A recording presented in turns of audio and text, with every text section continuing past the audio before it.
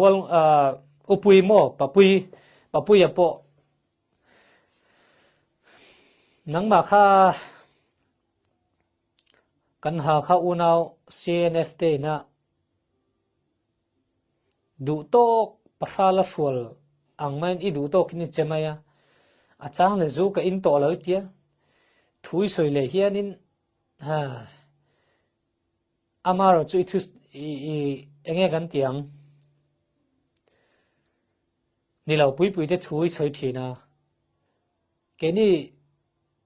wal ngau tlang dong te chu ka hria lom kan theli tu ka lom mi bum mai om mai tur ni lo papui apo kha enga tinge kan ha kha ona wena anma ni du pasala fual tu le du anga heta kalro heta itianga heta itianga ikalanga chon he itianga tiang khatiang mai maya mi fiel mai tur khatia om mai tur ni lo chu wangin hol ngau tlang dong he kan fele tu kania kan ram he tuna infet tur chu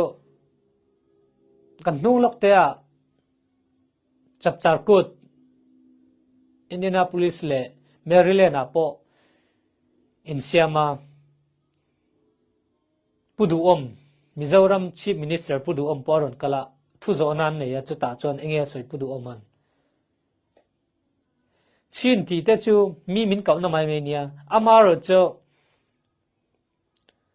zomi mizo ale kha he ama le nung chawa da mai kan nia chu an in dan na eng ma om lawon ti chu zomi le mizo hi kan inang chu in shet angai chu ta zo ar zo vok mo kenin po zo ar zo vok kan ti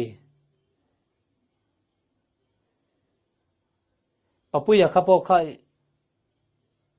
thadewa ilaw omlo chuanin enun nakha adar thong turania chu kan ha kha onawa tir mai turle andu fala het paisa pek mai maya paisa thlom te tlon mai nen khan lom tok mai tur chuanin inilaw nia chu wangin zomi hi kan rama hianin iron kalto turani law inron kalto tur bok po ni law rap po en rap bok tur po ni law kan rama hianin hai mualte kan rama hianin inlu ngai law nang ni non kala ngai law inom mai tur in tan du chuanin call hey ss in law do mai turania papui ilaw fet chuanin kha wal ngau tlang tung hite chu satom tui bual khopui chip dei khel mongkon sial lam te saek te ser chip ta tiau te ri te kan feli tu kalom wangwa poi hremayang chu wangin ini na chu kan feli tu kania in omna kan ron jon chua du law mai wang nia chuta thadeu khan ilaw om lo chuanin ZRA he in law khoi to turani law kan rama po in ron lut to bok turani law chun fiat angai kan mizau unaw ten po an threvet enga tinge zomi he ZRA he